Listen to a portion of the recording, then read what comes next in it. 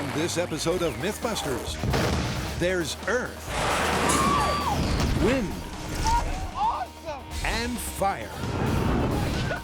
As the Mythbusters' top 12 most precious places I was less excited after my first kiss. get declassified. Here comes chaos. Why are we banned from a quarry? And that's why we can never go to a Sparto again. What really happened at the White House? I swear that Jamie actually got a little choked up. And what keeps all 5 Mythbusters awake at night? After dark, it's pretty scary. So pack your shades, your thermals, It's really cold here. and your bomb suit to get the inside scoop on the Mythbusters' most dangerous destinations.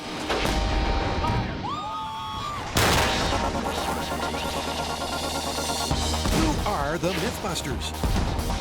Adam Savage and Jamie Heineman. I call it my little pop gun. Between them, more than 30 years of special effects experience. Together with Grant Imahara, I was totally scared! Carrie Byron, Give him another shot. and Tori Belleci. Let's top this car up! They don't just tell the myths, they put them to the test.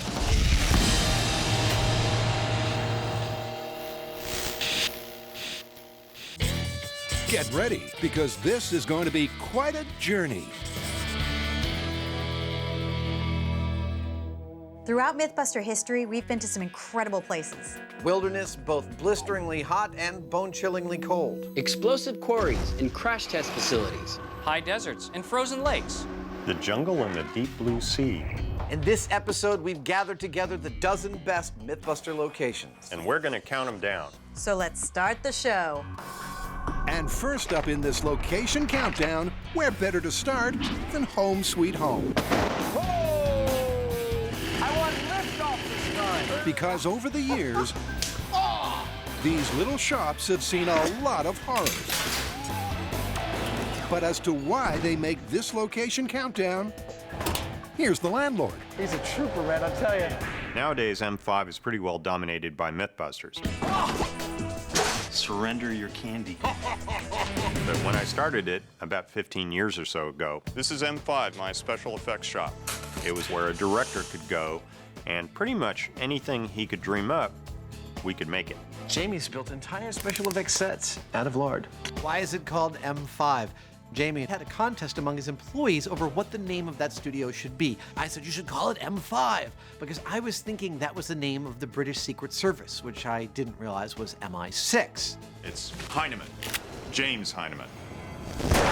He's never formally credited me with coming up with the name, even though it's the wrong name, and I've never gotten my $50 prize for coming up with the name of his business. Big baby. Naming rights aside, M5 is the perfect location for the Mythbusters to boldly go where no scientist has gone before. Are they getting bigger? Roger that, Mission Control. My breasts are expanding. Repeat, breasts are expanding. M5 is made up of about 4 main areas. There's the main shop room. Mush. There are a bunch of specialty rooms that are right adjacent to it, like the wood shop, the machine shop. Yeah, over here, that's actually a modified hip that I created back in 1972. And then upstairs, we have the office space. We have the blueprint room. He's speechless. We've used and filmed in every last nook and cranny of this building. In every bathroom, in every closet, in every room, we've filmed under the ceiling and on top of the roof. My toast always lands butter side up. Okay. But as time went by, with more myths came more mess. Don't tell Jamie, okay? This is a secret between us. And more room was required. Oh, this is bad. The thing is, M5's my shop. I own it. But Mythbusters, well, let's just say they're not really very good tenants. I swear, I think I can smell it through the concrete. Eventually, I put my foot down, and they got another space. And so halfway through season 2, half the Mythbusters moved to M6. That was the shop that Scotty, Tori, and I were going to work out of. Our neighbors didn't quite like us so much.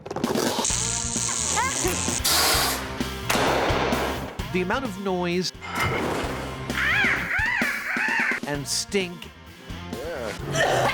discomfort really, we caused them, caused us to lose the lease on M6, and thus M7 was born. M7, the new home of Quarry, Grant, and Tori. A space in which they would spread their experimental wings and supposedly cut down on neighbor-related issues. I just wanted to let you know I had a little accident in the shop and I punched a small hole through the wall. You gotta stay on your toes when you're a neighbor of Mythbusters.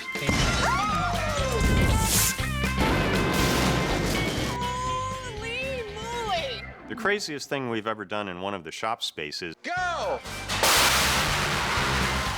was the rocket engine testing for Confederate rocket. Flames shoot out the windows and out the doors. Actually was really a lot of fun. You know, after that episode aired, that's when the fire department started coming around to check up on us.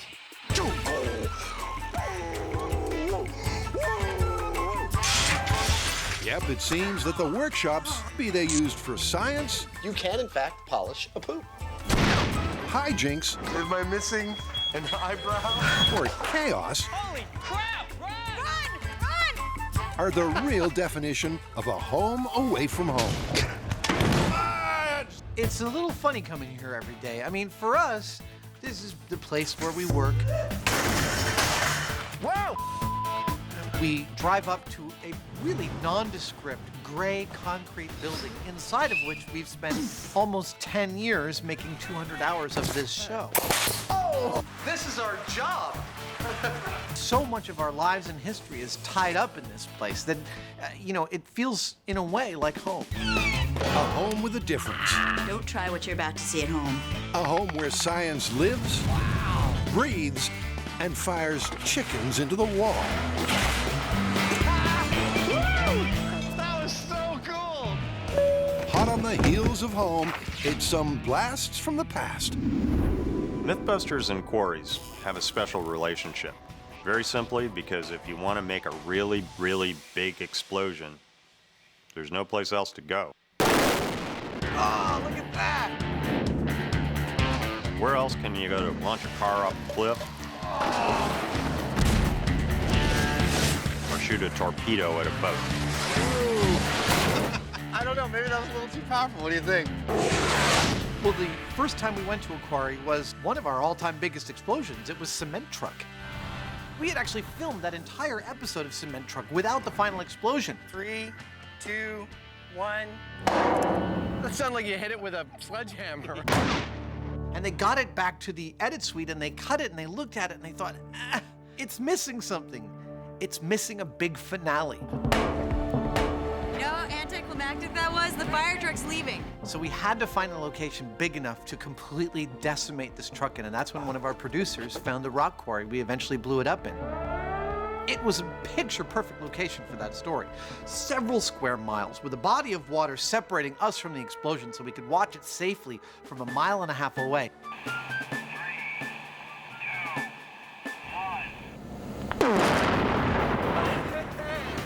As a first quarry blast, it was a steely success. Mythbusters 1, Cement Truck 0. But when testing the myth of knock your socks off, things didn't go quite so well. After trying different techniques and failing to get the socks to be knocked off, we decide to go to explosives. So we go to a quarry, which is just outside of the town of Esparta. Wow. Oh my gosh, this is awesome. Now, with the help of Frank Doyle and the local bomb techs, we set up a giant ANFO explosion. Well, you know what they say, safe exploding is good exploding. And a perimeter of different legs with socks on them. Our blast zone is set up way over there, but we've come really, really far back to make sure all Mythbusters, big and tiny, are perfectly safe. We set off the explosion. 3, 2, 1.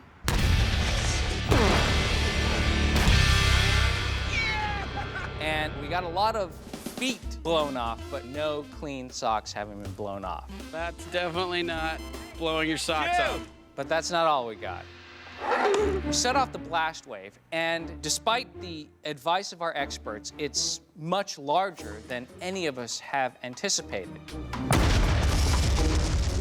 And so we start getting reports from the town that people have been knocked off their sofas, windows have broken, car alarms have gone off,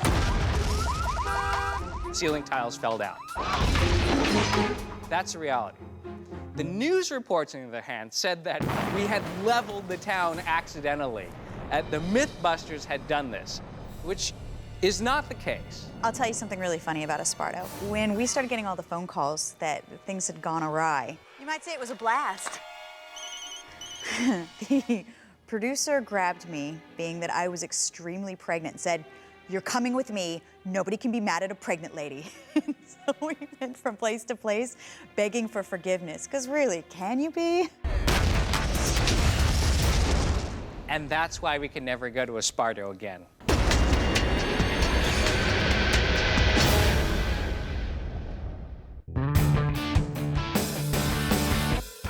From the desert to the deep blue sea, Apparently, sharks like medieval armor.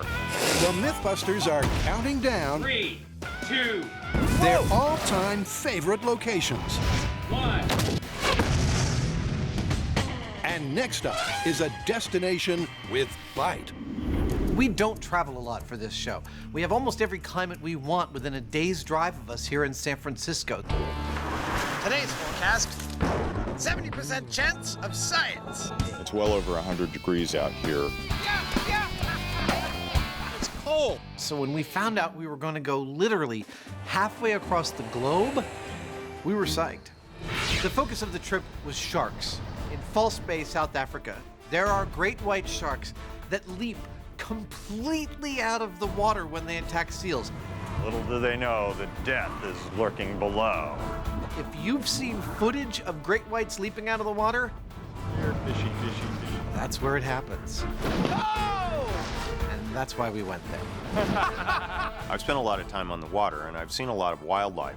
Quack, damn you. But normally a top predator like a great white is actually pretty rare. So to go someplace like South Africa, where they're just jumping out of the water like salmon, there's no place else in the world like it. But there was more to South Africa than jumping the shark. Wow, that was awesome. So we're in South Africa filming with the sharks, and an unseasonal hurricane comes through. Now, for our crew, this is potentially a disaster. We're trying to figure out a way to salvage what we're getting in South Africa. And we thought, hey, let's do the story Elephants Are Afraid of Mice. You know, as much as I'd like to get back out there, the weather report says that this is just the very beginning of the first real winter storm here in South Africa. They're saying we got 30-foot swells out on the bay. I don't think we can go out. I found out that there's a preserve that's inland a little ways, and it's out of this weather, and they have elephants. What are we going to do with elephants? Mice. We thought we were producing 5 minutes of joke filler.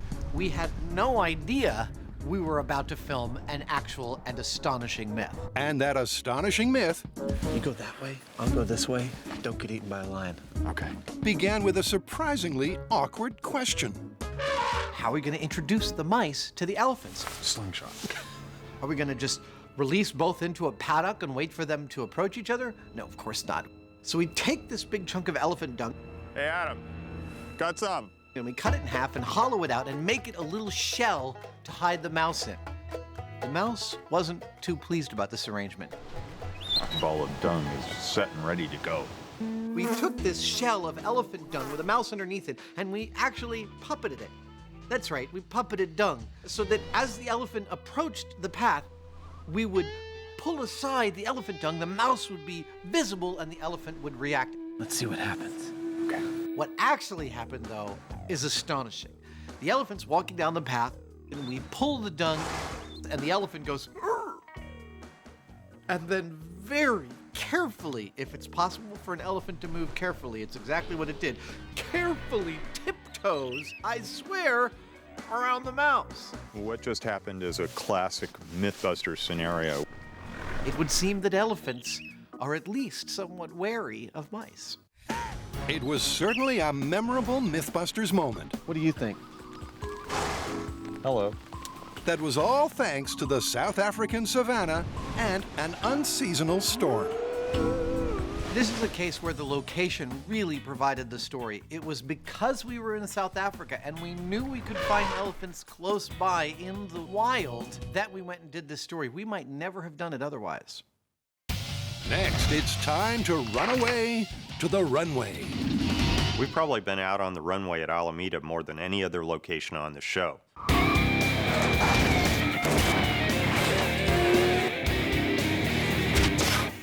In fact, we were just out there yesterday. Okay, rims versus manhole covers in 3, 2, 1. The thing is that it's got about 1.25 miles of straight open road.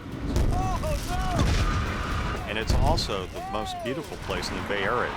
As many times as I've been out there, I still love going. Look, with the sun setting behind San Francisco in the distance, Nice gun, but you got some accuracy problems. Yeah, I need to practice. with the towering cranes that inspired the AT-AT walkers from Star Wars, The Empire Strikes Back, the Alameda runway is probably the most iconic of Mythbusters' regular locations. In fact, we use it so often Here comes chaos. that most people that say hi to me on the street, they follow up with, so you guys are based in Alameda. I'm like, actually, no. We're based in San Francisco, but we test at the runway a lot. But it's not just the volume of experiments that have made Alameda a legendary location. Because there's also Tori. I've gotten up close and personal with the Alameda runway. You know, face to face.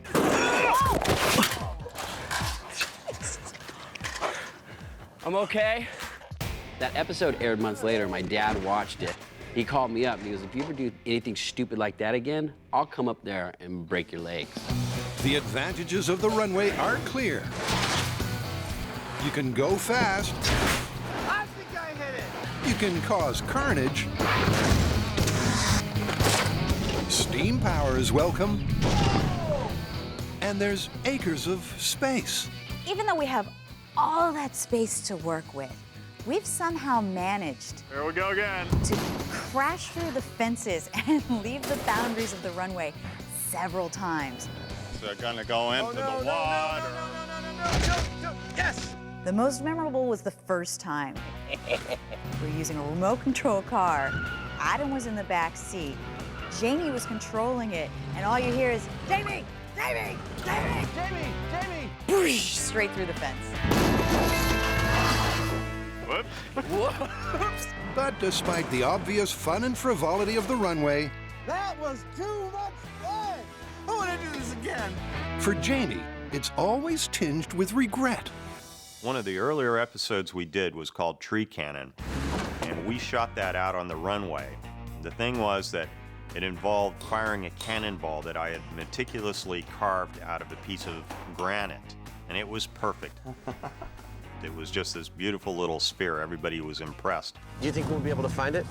You know, I'm feeling pretty certain that it's gonna launch that thing a fair ways. So we fired it. Fire in the hole. And the cannon actually worked really well, and it shot it down the length of that runway. I don't have a clue where that went. I didn't see a darn thing. Did you see anything? That day, Jamie searched high, low, and everywhere in between for his beloved ball. But it was all in vain. A little bummed out not to find the ball, you know. I put a lot of work into that thing. And 7 years on, he still mourns this tragic loss in the name of science. Every time I go out there, I kind of poke around in the bushes to see if I can find it. We never have.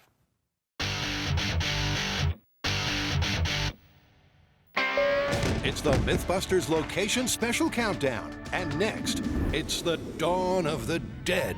Look, it's no secret that most of our experiments over the years have had to do with destroying things or hurting things. leaving them in a state much worse than when we started, All right, go ahead and fire up the engine. including the locations we're filming at. Didn't plan for that one to happen. I guess the Mythbusters were here. What that means is that we're often looking for locations where people don't mind that we might leave a big hole in the ground or the side of a building destroyed. Starting the timer. Big boom, big boom, big boom. And that's when abandoned military bases, houses, and bunkers come into play. As it happens, there are a number of ex-military bases in the Bay Area, Like a post-apocalyptic wasteland. but there's one in particular that's an abandoned residential neighborhood.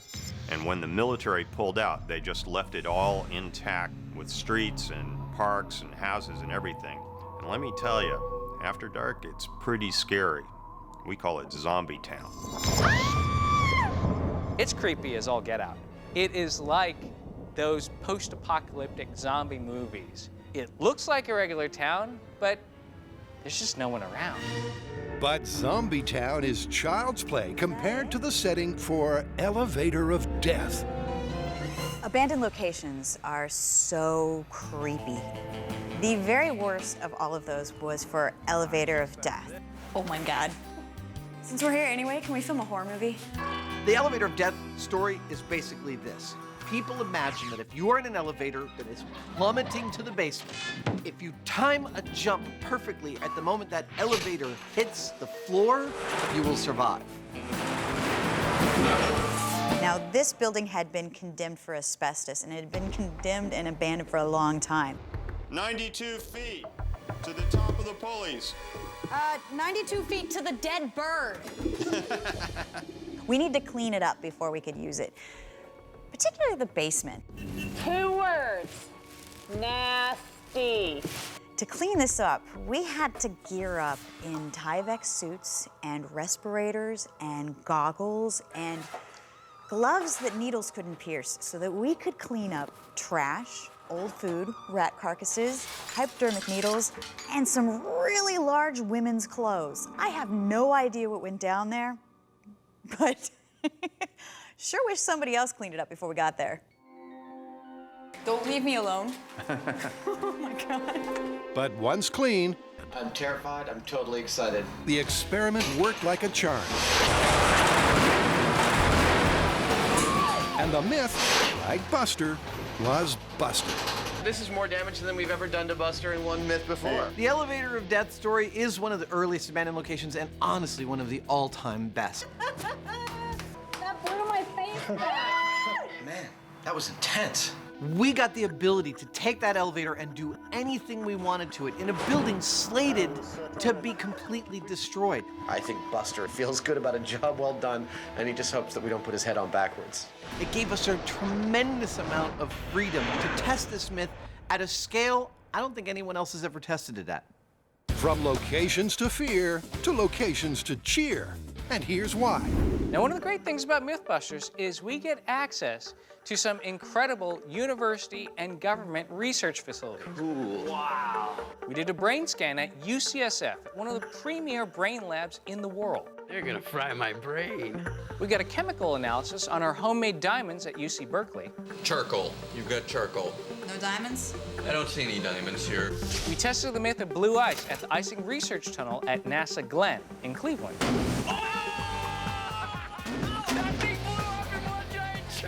And then there's New Mexico Tech, which I have to say is my favorite because of 2 words: rocket sled. Rocket sled in 3, 2, 1.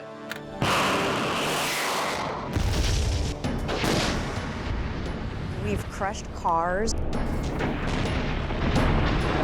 We've split cars in half. They actually have a major at their university in energetic materials. I hear since the Mythbusters episodes have aired that they've had a lot more applications. Without doubt, science centers of excellence play a key role in much Mythbusters mayhem. That's awesome! But be they spectacular stunts or data to die for, That's pretty cool. I want to see the high speed. Yeah. It's not only the location that counts, because the experts found therein are just as important. The thing that surprises me most about this job is what I've learned. And it's not just because of the experiments we've done or the things we've been allowed to do. It's about the people that we've had access to, because we've gone into some of these institutions where these people are just absolutely brilliant. They're at the top of their field. And to see things through their eyes has been incredibly enlightening.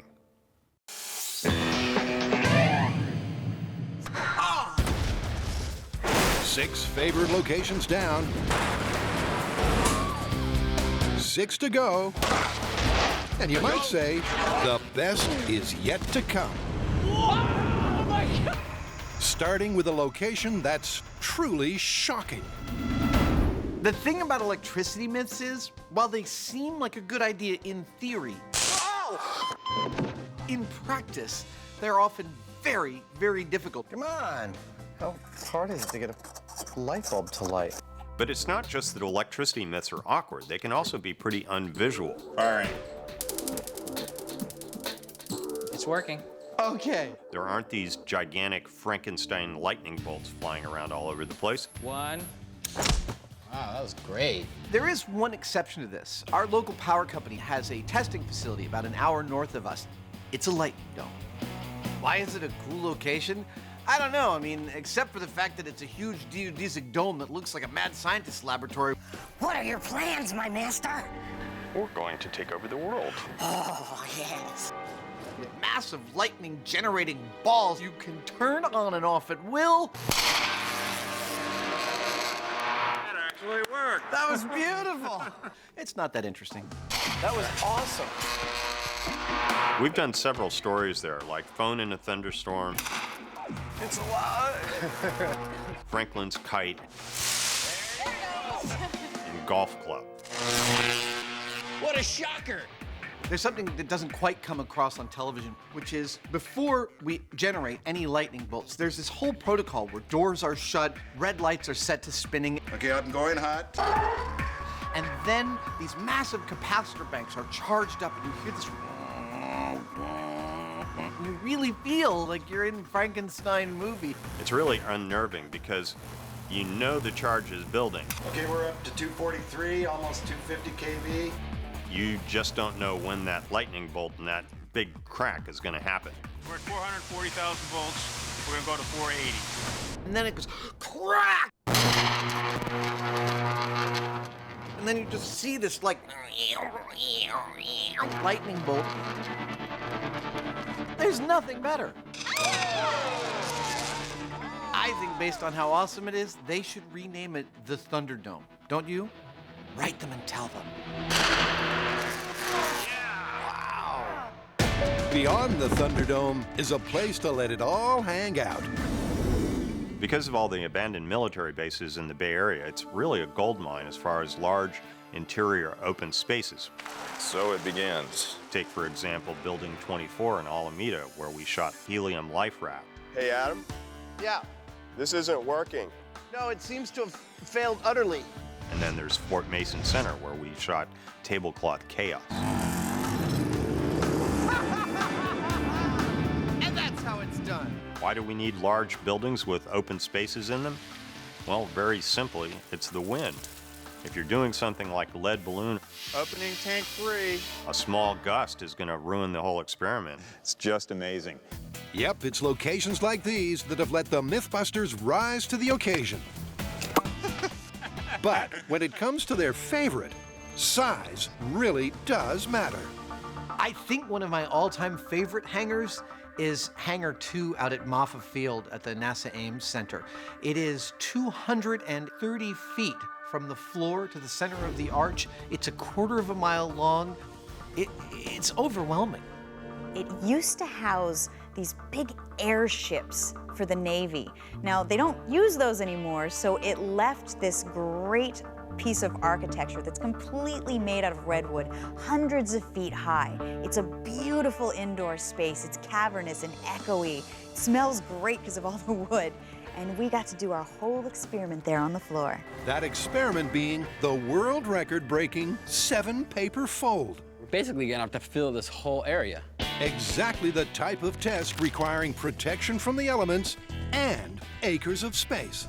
But for this myth, the hangar did have one drawback.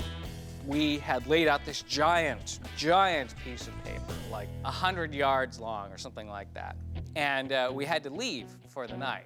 So we come back the next morning, and this perfect, pristine sheet of paper that is gigantic is now covered in owl dung. It's everywhere. Nasty. They saw this giant white surface and said, let's bomb that. So first order of the day, go around and scoop up all the owl dung. There's another one over here, dude. Poop cleaning aside, one of the biggest tasks the team has ever tackled Everybody to this side for 6. worked like a charm.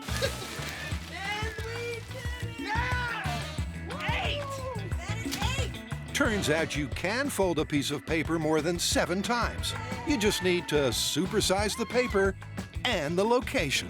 11 folds. I didn't think it was possible. Should we go to the NASA gift shop? Yeah.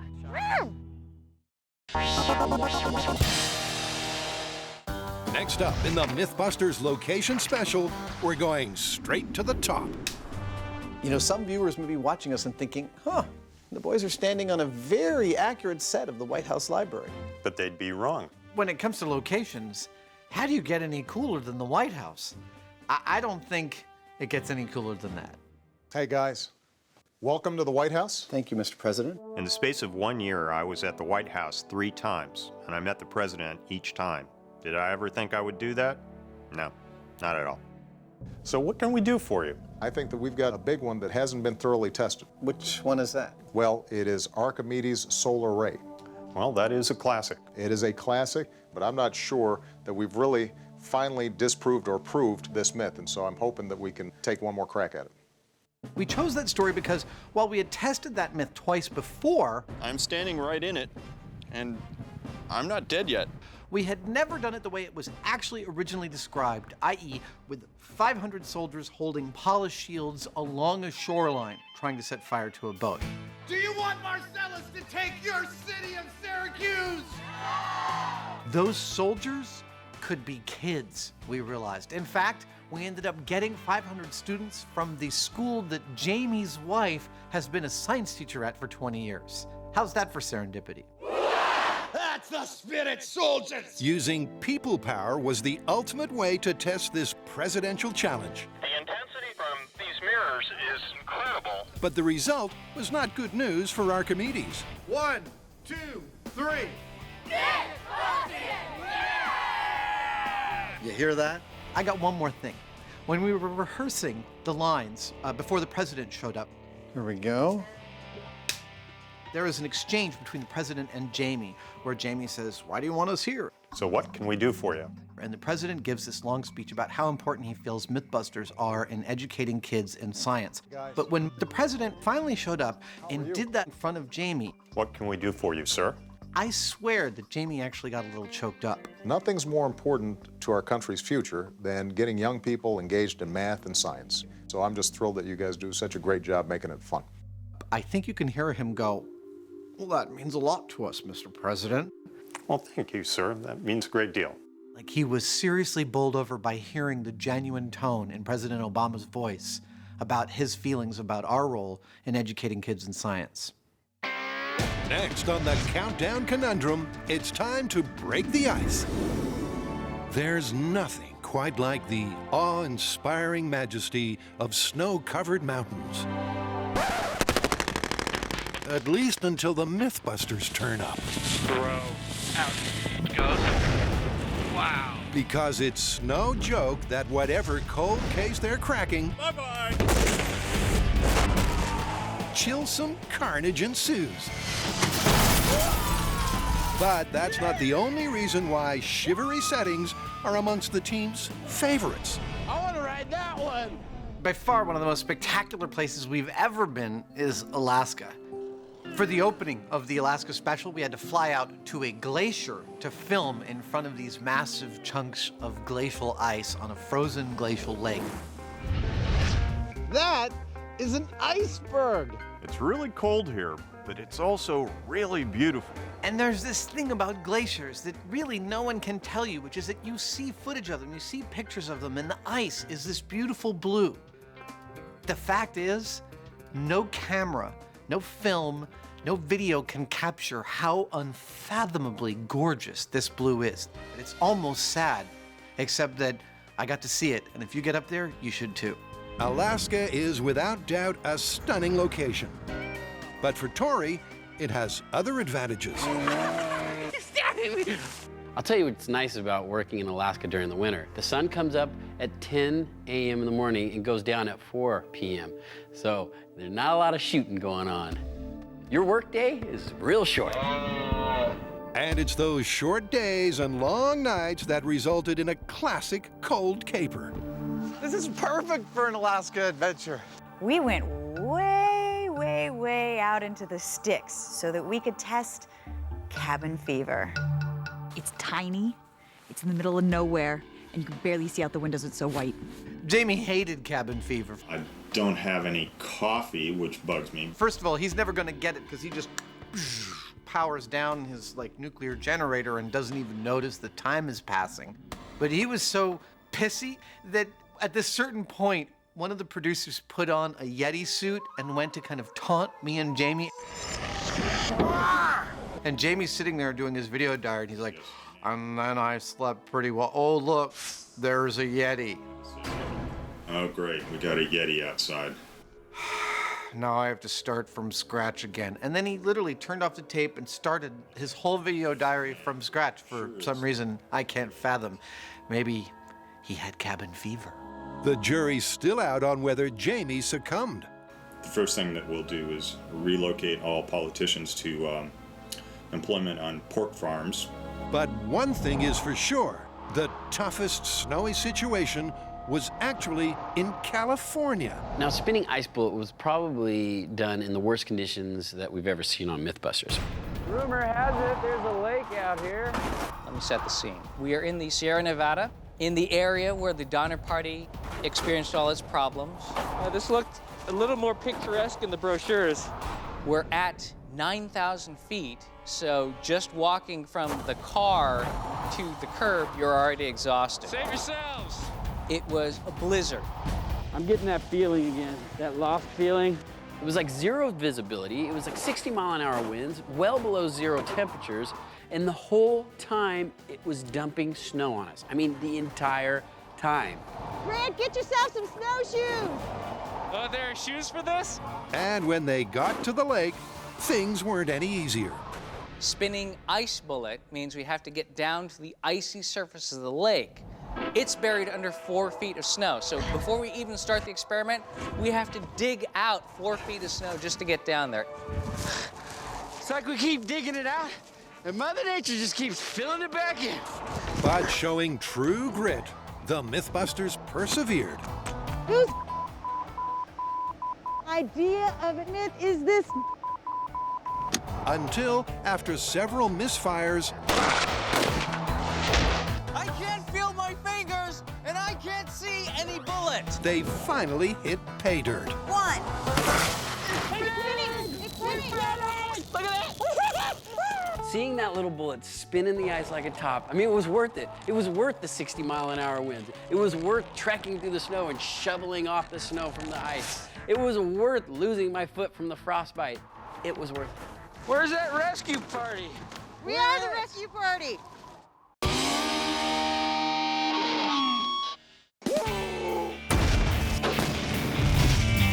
After thrills, spills, and chills, There are shoes for this? we're almost at the finale of the location special. It's my best work yet. And at number 2, it's off to the middle of nowhere.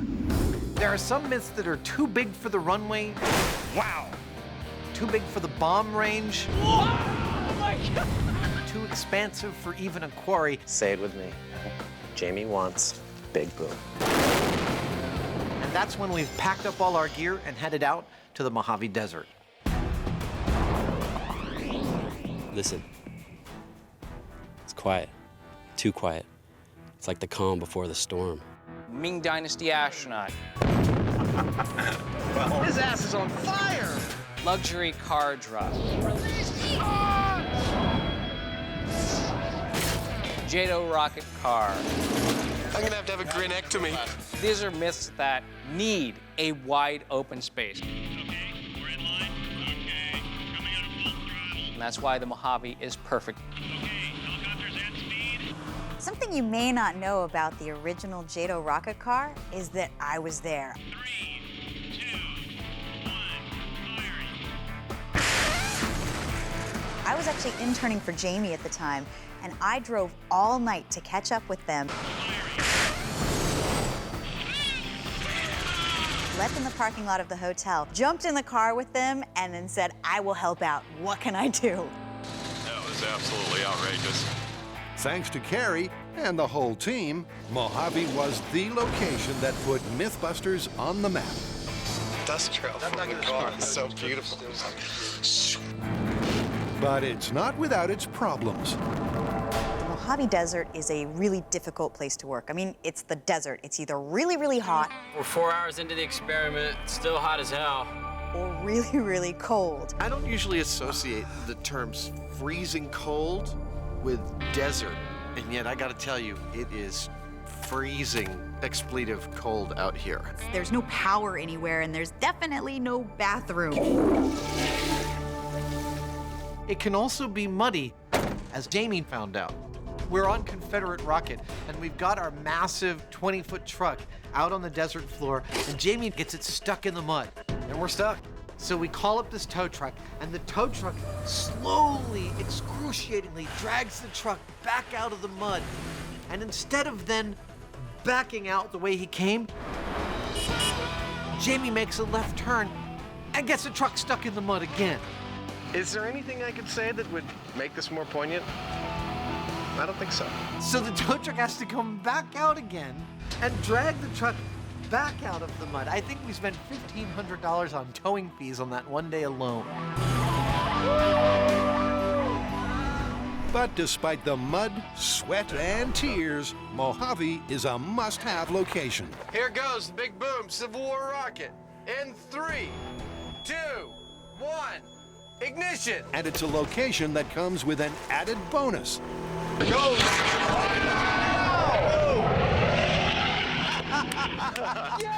One of the unique things about Mojave is that there are places that we can go that have existing permits in place that will allow us to shoot a rocket straight up in the air, thousands of feet, and not worry about hitting an aircraft. Although that's a bonus that, as of yet, Go ahead and make the system hot. the Mythbusters haven't exactly made the most of. This is a salami rocket firing in 3, 2, 1.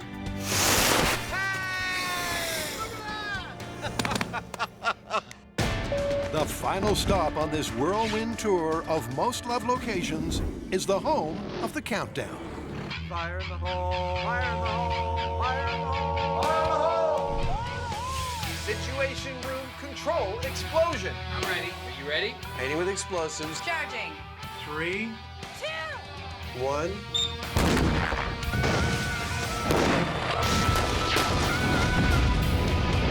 It's always a good day when you come into work and see that the bomb range is slated for the day. Because you know something great is gonna happen. Yep, coming in at number 1, the bomb range sure is a blast. But the real bonus of this home from home Feel like I'm ready to go out clubbing. is that it's a uniquely versatile experimental space. What can we do there? What can't we do there? Build troughs to swim in syrup, fire cannons, blow up bombs, build houses. Whatever you do, don't do this at home. Watch them as they burn, roll giant Lego balls down hills, and always have fun. It is our favorite location. What a lot of people don't realize is that there's a very, very good reason that we use the Alameda County Sheriff's Bomb Range. And that is that a lot of the stuff that we need to do would normally be just flat out illegal. So we figured it'd be a good idea to just do it there with all the cops watching. Then it's okay. And it's two cops in particular, Frank Doyle and J.D. Nelson, that really put the bomb in bomb range. The chief bomb tech at the Alameda County Sheriff's Bomb Disposal Range is Sergeant J.D. Nelson. I'll tell you what, if I have a problem, I take it to J.D. Nelson. I know he'll make it disappear. In 3, 2, 1, go JD! He's very professional, but he's just totally relaxed. And when you're working with explosives, relaxed is a good thing. On the record, I'm just gonna say, I'm totally against this burning of wine and champagne. Who is Frank Doyle? I can tell you he's a retired FBI special agent. I could tell you that he led the task force that stormed the Unabomber's shack. But really, I feel like at some point in my life when I'm in real trouble, having his phone number is gonna help me out. In the vicinity of 5 minutes, his pants should be in New York. But despite our bomb tech specs, there is a behind-the-scenes situation that they can't help with. There is one complicated limitation to the bomb range, which is that the land of the bomb range has been blown up and carved up and dug up for so many years. There is nothing approaching topsoil in the whole area. It is all clay. It's the Swedish mud dance. So when it rains at the bomb range, you're gonna ruin your shoes. It's horrific. You're right? Oh, no. It makes working there really, really, really difficult. And then it makes it all worth it when you get to watch the high speed of things blowing up. And speaking of explosions on high def, high speed, the fan favorite moment at the bomb range was the supersized sawdust cannon, where things didn't quite go to plan. So we said, okay, this is Mythbusters, let's ramp it up. What's more flammable than sawdust? Coffee creamer. Non-dairy creamer cannon! In 3, 2, 1! I don't think we quite expected the results we got because we were standing awfully close to what turned into a giant, growling ball of fire that started to come towards us, dripping napalm of burning sugar. It was like Armageddon, and everybody took off running. That was frightening! It was one of those moments where it was like, oh, crap. But it's exactly that type of chaos, coupled with the diversity of myth mayhem, that makes the bomb range the Mythbusters' most loved location. You gonna paint your house with explosives? So while the credits roll, here's our tribute to the team's home away from home.